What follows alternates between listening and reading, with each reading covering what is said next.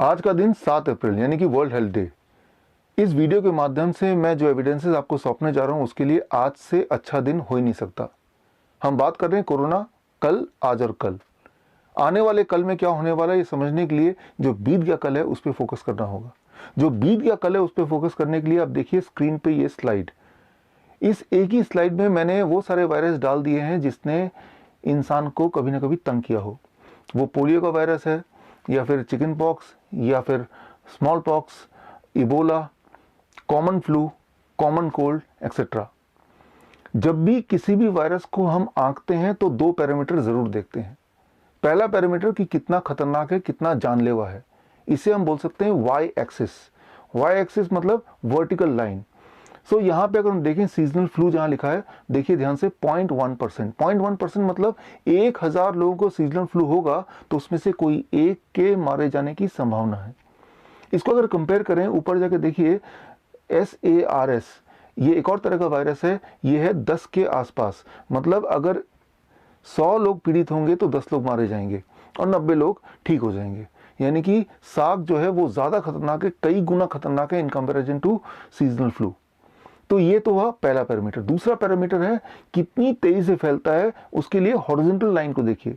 Horizontal line में comparison के लिए हम ले सकते हैं चिकन पॉक्स। चिकन पॉक्स का जो नंबर है वो 8 का मतलब एक को चिकन पॉक्स होगा तो उससे 8 लोगों को ऑन एवरेज फैलने की पॉसिबिलिटी है। इसको हम कंपेयर करें कॉमन कोल्ड। कॉमन कोल्ड का जो है नंबर 2, मतलब एक को जुकाम होगा तो उससे 2 लोगों को एट द मोस्ट जुकाम हो सकता है। That's why it is 2। अब हम बात करते हैं कोरोना वायरस की। आज से 3 महीने पहले जनवरी महीने में पहली बार कोरोना वायरस सुनने में आया जिसका नाम दिया गया नोबल कोरोना वायरस। और ऐसा कुछ बताया गया कि ये वुहान से, चाइना से निकल के आ रहा है।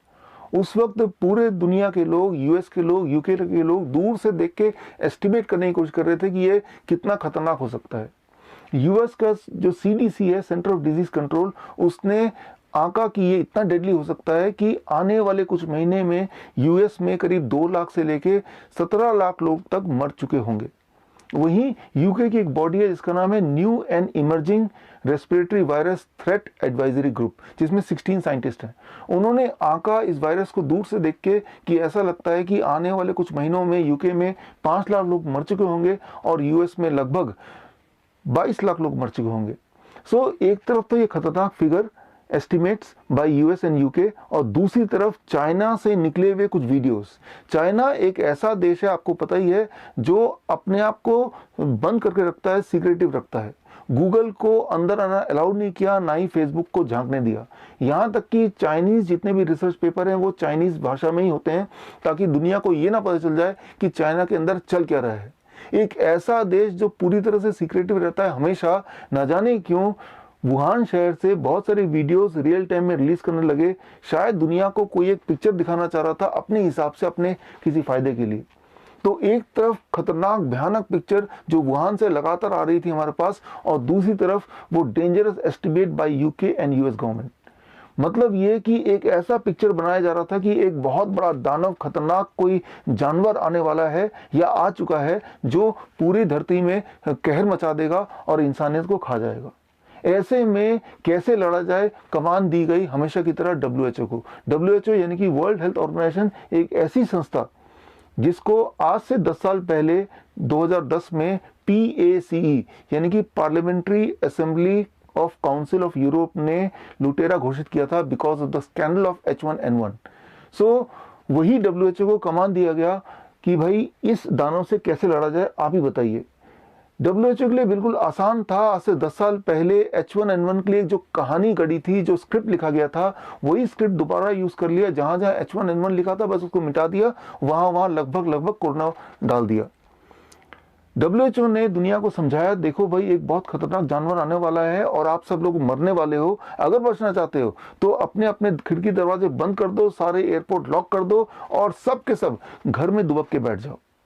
और साथ में एक ट्रीटमेंट प्रोटोकॉल भी दिया, और ट्रीटमेंट प्रोटोकॉल के नाम पे कुछ ऐसी दवाइयां जारी कर दी जिन्हें एक्सपेरिमेंटल ड्रग के कैटेगरी में रखा गया है। एक्सपेरिमेंटल ड्रग मतलब ऐसी दवाइयां जो कभी भी किसी भी बीमारी के लिए आज तक ना तो अप्रूव हुई है, ना ही इस बीमारी के लिए कभी एनिमल मॉडल पे भी ट्राई किया गया है, जस्ट यूं ही डाल दिया।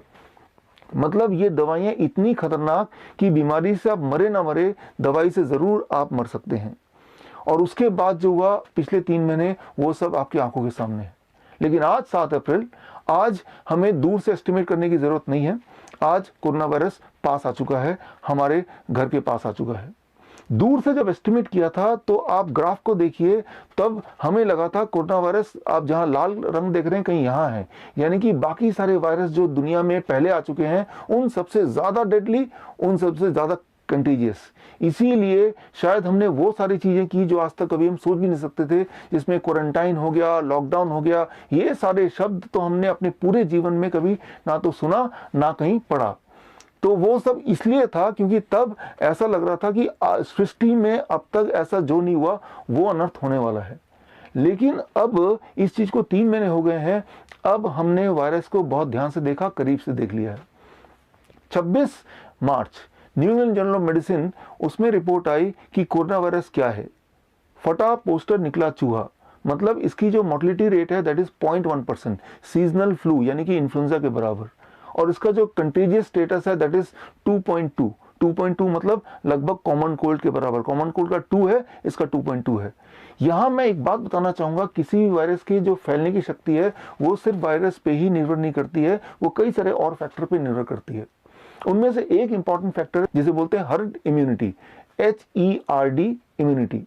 अब हर्ड इम्यूनिटी क्या होती है ये आपको समझाना ज़रूरी है, यहीं से कुछ नई बातें आपको समझ आएंगी जो आपके काम की हो सकती हैं।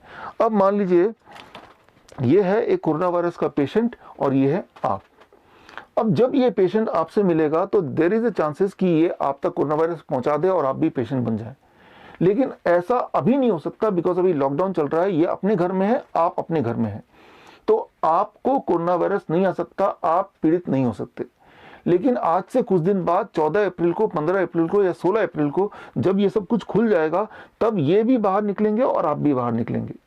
क्या आपको लग रहा है कि 15 अप्रैल तक या 14 अप्रैल तक जितने भी कोरोना वायरस के पेशेंट हैं या तो पेशेंट मर जाएंगे या कोरोना वायरस न जाने कहां गायब हो जाएगा या मर जाएगा? एक बात मैं बता दूं, ऐसा कोई साइंटिफिक एविडेंस नहीं है कि 21 दिन के अंदर अंदर कोरोना वायरस मर जाता है या मर सकता है। There is a great amount of chances कि कोरोना वायरस से ये इंसान मुक्त हो भी जाए, उसके बाद भी he can be a carrier of corona virus for long long period. मतलब ये उससे पीड़ित तो नहीं है लेकिन वो कैरियर है, सिंपली कैरियर। और ऐसे में there is a great amount of possibility कि इससे कोरोना वायरस आप तक भी पहुंच जाएगा। बोलने का मतलब है कि लॉकडाउन से सिर्फ आप चीज़ों को पोस्टपोन कर रहे हैं। अब जब लॉकडाउन खत्म होगा तो आप सब कभी ना कभी तो खत्म होगा, और जब भी खत्म होगा तब ये और ये बाहर आएंगे और तब ये ट्रांसफर होगा। लेकिन घबराने की बात नहीं है, अगर आप में कोरोना वायरस आ भी गया तो आप मरने नहीं वाले, क्योंकि मैंने आपको ऑलरेडी बताया था कि इसकी मोर्टलिटी रेट अब साबित हो गई है, वो 0.1% है, near to a seasonal flu, इससे ज़्यादा कुछ नहीं। यानी कि 1000 लोग पीड़ित होंगे तो कोई एक इंसान मरेगा, 999 लोग ठीक हो जाने वाले हैं। तो ठीक होने के बाद that is called self natural immunisation, अपनी इम्यूनिटी आपकी और स्ट्रांग हो जाएगी।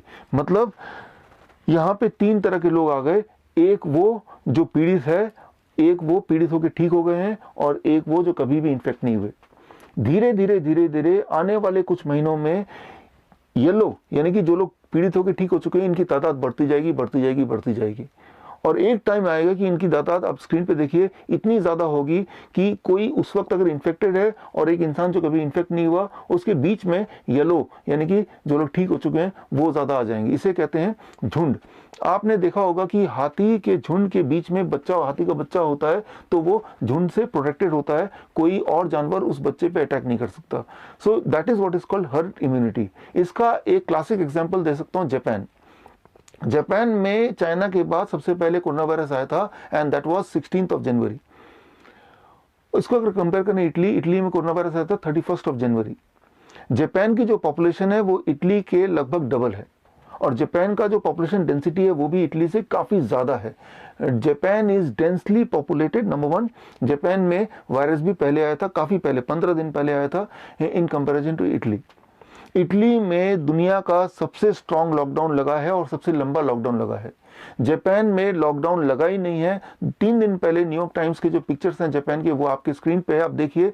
जापान में सारा कुछ वैसे ही चल रहा है जैसे किसी भी नॉर्मल डे चलता है। यानी कि वहाँ पार्टी भी चल रही है, वहाँ पे डांस बार भी खुले हुए हैं, वहाँ पे शॉपिंग भी खुला हुआ है, सारा काम सामान्य है।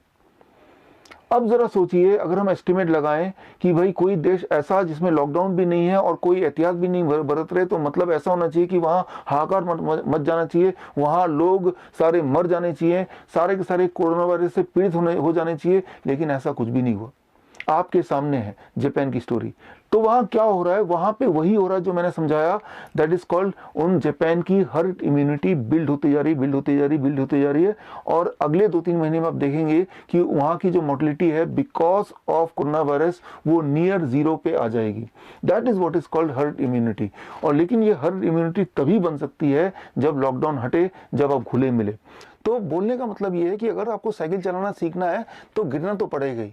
अगर आप सोच रहे हैं कि मैं गिरूं भी ना और साइकिल चलाना सीख भी जाऊं, वो होने नहीं वाला। सो ऐसे में हमें क्या करना है, ये एक सवाल आता है। और उससे पहले कुछ इंपॉर्टेंट कंफ्यूजन्स हैं जो पिछले 10 दिनों से आप लोग यूट्यूब और फेसबुक के माध्यम से मुझ तक पहुंचा रहे हैं। उनमें से एक कि अगर ये उतना खतरनाक नहीं जितना हमने सोचा था, अगर ये सिर्फ एक इन्फ्लुएंजा वायरस ही है जिसकी मोर्टेलिटी रेट 0.1% है, अगर ये इतनी तेजी से नहीं फैल सकता, तो इतने सारे लोग मर क्यों रहे हैं, इतने सारे लोग पीड़ित क्यों हो रहे हैं?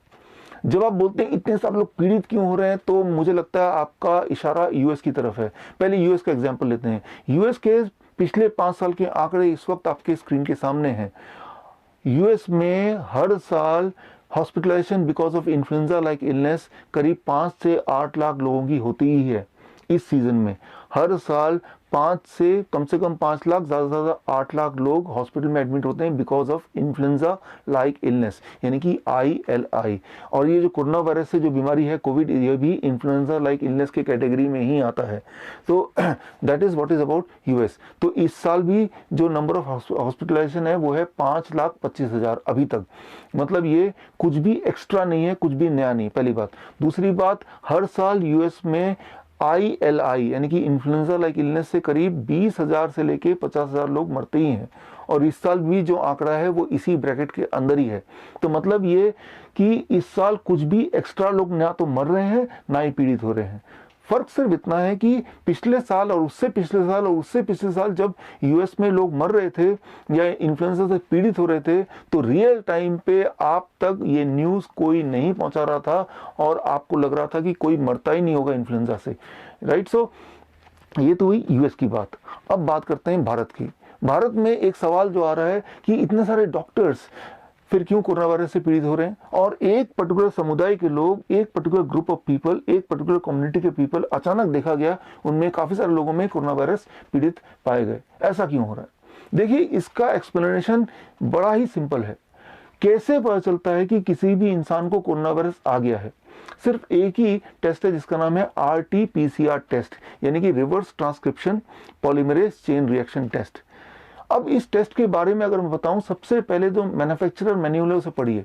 मैन्युफैक्चरर मैन्यूअल इस वक्त आपकी स्क्रीन के सामने है। इसमें देखिए सबसे ऊपर लिखा है रेगुलेटरी स्टेटस और उसके आगे लिखा है only for research purpose, not for use for any diagnostic procedure. मतलब ये डायग्नोस्टिक प्रोसीजर के लिए टेस्ट बना ही नहीं है। तो मतलब ये टेस्ट को डायग्नोसिस के लिए यूज करना कानूनी जुर्म है, अपराध है, पहली बात। अगर इससे भी आप सेटिस्फाई नहीं हो रहे हैं तो दूसरा एग्जांपल लेता हूं। कैरी मुलर, जिन्होंने इस टेस्ट का आविष्कार किया था, जिनको इस टेस्ट के लिए नोबेल प्राइज मिल चुका है, उनका खुद का कहना था कि ये टेस्ट किसी भी वायरस का जेनेटिक मटेरियल तो डिफाइन कर सकता है, बट ये टेस्ट ये डायग्नोस नहीं कर सकता ये वायरस कौन सा वाला है। ये हुई दूसरी बात। अगर अभी भी आप कन्विंस नहीं है तो मैं ताजा आपको लिटरेचर देता हूं। 30 March Center of Disease Control US government का जारी किया हुआ लिटरेचर आप पढ़िए स्क्रीन पे। और इसमें देखिए 3 ही लाइन है, इसको जरा ध्यान से पढ़िए। पहला लाइन है, detection of viral RNA may not indicate the presence of infectious virus or that 2019 nCoV is the causative agent for clinical symptom। बड़ा ही क्लियर है कि अगर वो पॉजिटिव आया, इसका मतलब ये नहीं कि उसके अंदर कोरोना वायरस है या उसके अंदर जो सिम्टम है वो कोरोना वायरस की वजह से। ध्यान देखिए, दूसरा पॉइंट पढ़िए, false positive is more likely when the prevalence is moderate और लो। यानी कि फॉल्स पॉजिटिव आने के चांसेस ज़्यादा हैं उन जगह पे जहां बहुत कम लोग पीड़ित हैं, जैसे भारत में बहुत कम लोग पीड़ित हैं in comparison to any other country और in comparison to the population of India. Number 3 को पढ़िए, the performance of this test has not been established for monitoring the treatment of 2019 nCoV infection. ये जो टेस्ट है ये कभी भी establish हुआ ही नहीं था, इसका परफॉर्मेंस कैसा होगा अभी तक एस्टैब्लिश नहीं हुआ है। ये जो टेस्ट है ना तो सीडीसी उसको अप्रूव कर रहा है, ना ही मैन्युफैक्चरर अप्रूव कर रहा है, ना ही इन्वेंटर अप्रूव कर रहा है, सिर्फ WHO अप्रूव कर रहा है या फिर हमारी हेल्थ मिनिस्ट्री अप्रूव कर रही है। तो ये टेस्ट वो टेस्ट है ही नहीं जो आप सोच रहे हैं। इस टेस्ट से फॉल्स पॉजिटिव आने की संभावना कम से कम 1% है और ज्यादा से ज्यादा 80% है। 80% का मतलब ये कि अगर 100 हेल्दी लोग हैं जिनमें से एक को भी कोरोना वायरस नहीं है, तब भी उनमें से 80 लोगों को पॉजिटिव बता देगा। मतलब ये कि आपको लगेगा कि इन 80 लोगों को कोरोना वायरस है। अब सवाल यह है कि ये इतना फॉल्स पॉजिटिव क्यों बता रहा है, ये जानना आपके लिए बहुत ही जरूरी है, बहुत ही आवश्यक है। इसको समझने के लिए आप अपने बॉडी के मैकेनिज्म को जरा अंडरस्टैंड कीजिए। मेरी बात को ध्यान सुनिए। जब भी कभी आपको इन्फेक्शन होता है या फिर कभी इंजरी होती है या कभी स्ट्रेस होता है या कभी फियर होता है या फिर जब भी कभी आपको कोई भी बीमारी होती है, जैसे कैंसर है या डायबिटीज है या हार्ट डिजीज है या किडनी फेलियर है, ऐसे में आपका बॉडी एक खास तरह का एक्स्ट्रा सेलुलर मटेरियल बनाता है जिसका नाम है एक्सोसोम। अब स्क्रीन में देखिए, एक्सोसोम का जो डायमीटर है सेल्स के अंदर वो होता है 500 नैनोमीटर। एक्सोसोम का जो डायमीटर है सेल्स के बाहर वो है 100 नैनोमीटर। एक्सोसोम का जो रिसेप्टर है वो है ACE2। एक्सोसोम का genetic material RNA segment. Exosome कहाँ पाया जाता है? ज्यादातर लंग्स के फ्लूइड में पाया जाता है। अब इसको अगर कंपेयर करें कोरोना वायरस से तो देखिए, कोरोना वायरस का जो साइज है सेल्स के अंदर वो लगभग 500 नैनोमीटर है। कोरोना वायरस का size exactly same outside the cell, that is 100 nanometre. Coronavirus में जो रिसेप्टर है वो भी ACE2 है। कोरोना वायरस का जो जेनेटिक मेकअप है वो भी RNA सेगमेंट है और कोरोना वायरस भी रेस्पिरेटरी ट्रैक्ट में ही पाया जाता है। और शॉकिंग बात यह है, एक्सोसोम का जो फिजिकल स्ट्रक्चर है दिखने में वो भी कोरोना वायरस की तरह ही है लगभग। बोलने का मतलब यह है कि हो सकता है कि इस वक्त मेरे और आपके बॉडी में एक्सोसोम हो, जो कि बहुत कॉमन बात है, और ऐसे में PCR टेस्ट अगर कोई कर दे तो वो PCR पॉजिटिव बताएगा, यानी कि आपको लगेगा कि आपके बॉडी में कोरोना वायरस है। लेकिन अगर किसी के को भी टेस्ट में पॉजिटिव आता है उसका मतलब है या तो उसके बॉडी में एक्सोसोम है या फिर उसके बारे में बॉडी में कोरोना वायरस है। इन दोनों में से कौन सा है वो कोई नहीं जानता। तो अभी जो लग रहा है कि बहुत सारे डॉक्टर्स को कोरोना वायरस हो गया है या बहुत सारे लोगों को एक साथ कोरोना वायरस पाया गया है, वो हम कंक्लूसिवली नहीं बोल सकते। हम सिर्फ ये बोल सकते हैं कि इन लोगों में या तो एक्सोसोम है और कोरोना वायरस है। और एक्सोसोम एक ऐसी चीज है जो लगभग हर एक इंसान के बॉडी में बनता रहता है और बॉडी उसको डिस्ट्रॉय भी करती रहती है। ये बॉडी का एक नॉर्मल मैकेनिज्म है। अब सवाल आता है कि इन सब सिनेरियो में हमें क्या करना चाहिए। हमें क्या करना चाहिए वो आपको डिसाइड करना है, लेकिन मैं आपको हेल्प कर सकता हूँ डिसाइड करने में। स्क्रीन पे देखिए पिक्चर। आपकी स्थिति वो लटके हुए इंसान की तरह है, आपकी और हमारी स्थिति, यानी कि हम लॉकडाउन कंडीशन में हैं और वो जो शेर है वो कोरोना वायरस है। हम लटके हुए हैं कि कहीं नीचे आए तो वो शेर हमें खा जाएगा। तो हम नीचे कब आएंगे? हम ये सोचते हैं कि नीचे तभी आएंगे जब शेर या तो मर जाए या शेर यहाँ से भाग जाए। शेर यानी कि कोरोना वायरस। तो शेर कब मरेगा, शेर कब भागेगा? शेर के मरने से पहले कहीं हम ही ना मर जाए। लेकिन मान लेते हैं शेर भाग गया, लेकिन कोरोना वायरस जाने के जला तो गया, लेकिन ध्यान से देखिए नीचे क्या दिख रहा है? दो मगरमच्छ। यानी कि मैं आपको बता दूं, कोरोना वायरस अगर चला भी जाए तो वहां से चाइना से चल चुका है एक और बहुत बड़ा, बहुत ही ताकतवर राक्षस, उसका नाम है हंटा वायरस। और CDC की अगर माने, हंटा वायरस की जो मोर्टेलिटी रेट है वो लगभग 38% है। 38% का मतलब अगर 100 लोग पीड़ित होंगे हंटा वायरस से तो 100 में से 38 लोग मर जाएंगे और 62 लोग ठीक हो जाएंगे, बच जाएंगे। तो बोलने का मतलब कि अगर लॉकडाउन के बाद कोरोना वायरस चला भी गया, क्या कोई गारंटी है कि वो क्रोकोडाइल नहीं होगा? क्रोकोडाइल से बच गए तो क्या कोई गारंटी है कोई और जानवर नहीं होगा? देखिए तो जरा अपने सिर्फ ठीक दाईं तरफ एक सांप आपको दिख रहा है। ये जो सांप है इसको मैं बोलता हूँ लॉकडाउन सिंड्रोम। दरअसल लॉकडाउन की वजह से लोग ज़्यादा बीमार पड़ रहे हैं। पूरे दुनिया में अलग अलग देशों में मेरे पेशेंट्स हैं और उनकी खबरें आ रही हैं मेरे पास ईमेल के माध्यम से। वो बता रहे हैं कि लॉकडाउन की वजह से उनका डायबिटीज़, उनका ब्लड शुगर बढ़ गया है, उनका ब्लड प्रेशर बढ़ गया है, उनके वेट बढ़ गए हैं, सनलाइट से कट ऑफ हो गए, फ्रेश एयर से कट ऑफ हो गए, उनका जो रूटीन का घूमना था वो बंद हो गया। So that itself is causing more sickness than anything else. तो बोलने का मतलब ये है कि lockdown can not be a solution, क्योंकि आप ये गारंटी कर ही नहीं सकते कि कोरोना वायरस जाएगा तो कोई और वायरस आएगा नहीं। जैसे मैंने बताया कि हंटा वायरस चल दिया है, कभी भी आ भी सकता है। और अगर इन सब से बच भी जाएंगे तो देखिए वो पेड़ के नीचे की तरफ ध्यान दीजिए, and that is what is called India की इकोनॉमी। इंडिया की इकोनॉमी है जो कि क्रैश होने के कगार में आ गई है। और इस वक्त मेरे एस्टिमेट के हिसाब से हमारे भारत में करीब 20 करोड़ लोग ऐसे हैं, 20 करोड़ लोग ऐसे हैं जो हैंड टू माउथ है। हैंड टू माउथ मतलब आज कमाया आज ही खाया। और ऐसे लोग अगर 21 दिन तक नहीं कमाएंगे तो मतलब 21 दिन तक वो खा भी नहीं रहे होंगे, यानी कि वो कोरोना वायरस से मरे या ना मरे, जिसकी मृत्यु के चांसेस 0.1% ही है, वो भूख से जरूर मर जाएंगे। तो 20 करोड़ तो ऐसे लोग हो गए।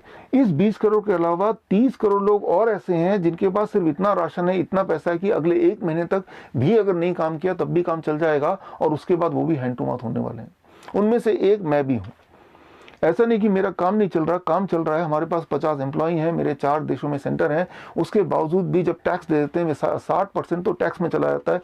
जो रह जाता है वो इतना ही सफिशिएंट होता है कि 1 महीने की गाड़ी चल सकती है बिना काम किए, और 1 महीने में 21 दिन हो गए हैं। तो मैं ये बोलना चाह रहा हूँ कि जो भारत की इकोनॉमी है, एक बार वो क्रैश हो गई, अगर ये पूरा का पूरा पेड़ ही टूट गया जो आपकी आंखों के सामने है, तब आप क्या करेंगे? तो बचने का सिर्फ एक ही तरीका है कि अपनी इम्यूनिटी को स्ट्रांग बनाएं। और अपनी इम्यूनिटी को स्ट्रांग कैसे बनाएं? बहुत ही आसान है। मैंने आपको पहले भी बताया था 3 स्टेप डाइट, और उससे भी आसान एक और तरीका है, आप सीधा आयुर्वेद को अपनाएं जैसा कि बाकी देश कर रहे हैं। 3 दिन पहले रिपोर्ट आई ईरान से, तेहरान से, कि वहां पे एक हॉस्पिटल में 200 पेशेंट थे, और 200 पेशेंट के ऊपर जो ट्रीटमेंट का प्रोटोकॉल यूज किया गया वो लगभग आयुर्वेद के तर्ज पे था। और 1 हफ्ते के अंदर ही उस 200 में से 190 पेशेंट ठीक हो गए, घर भी चले गए, और बाकी जो 10 हैं वो भी बहुत ही जल्दी रिकवर कर रहे हैं। तो जो आयुर्वेद हमारा जो खजाना है, उससे सारे पेशेंट को अलग रखा जा रहा है। क्वारंटाइन जो हो रहा है वो पेशेंट क्वारंटाइन आपसे नहीं हो रहा, पेशेंट को क्वारंटाइन किया जा रहा है आयुर्वेद की पद्धति से, हमारे अपने नेचुरल पद्धति से। तो इसके पीछे कारण क्या है? पहली बात तो मैं ये सहमत नहीं हूं कि क्वारंटाइन की आवश्यकता क्या है। जब क्वारंटाइन करते थे शुरू से, तब ऐसा माना जा रहा था कि ये बहुत इन्फेक्शियस है, एक इंसान से 10 या 20 को फैल जाएगा। लेकिन अब ये क्लियर हो गया जर्नल के माध्यम से कि ये एक इंसान से 2 या 2.2 लोगों को ही फैलेगा। दैट इज लगभग राउंड ऑफ करें से 2 लोगों तक ही फैलेगा, which is equal to common cold. तो क्वारंटाइन फिर भी अगर कर रहे हैं, इसके पीछे जो मकसद मुझे लगता है कि that is the ground for human guinea pig, कि एक बार घेर लो, फिर उन पे वो सारे एक्सपेरिमेंट कर डालो, मलेरिया की दवाई, HIV की दवाई, या फिर ऐसी दवाइयां जो एक्सपेरिमेंटल ड्रग के कैटेगरी में आती हैं। जो दवाइयां बन तो गई हैं, वो स्टॉक गोडाउन में पड़ी तो हैं, लेकिन वो दवाई इंतजार कर रही है कि किसी एक बीमारी के साथ उसको अटैच कर दिया जाए। तो अब ऐसे में अगर किसी पेशेंट की मृत्यु होती है तो बोल देते हैं कि ये कोरोना वायरस से मर गया है, और अगर वो इन सारी दवाइयों के बावजूद भी पेशेंट बच जाता है तो बोलते हैं कि ये दवाई की वजह से ठीक हो गया। और फिर ये दवाई जो अभी एक्सपेरिमेंटल ड्रग के कैटेगरी में है, फाइनली वो अप्रूव हो जाएंगी, और फिर वो दवाइयाँ HIV की दवाई की तरह, ट्यूबरकुलोसिस की दवाई की तरह ढेर सारे करोड़ों रुपए की दवाइयाँ अगले कई 100 सालों तक भारत में इंपोर्ट होता रहेगा।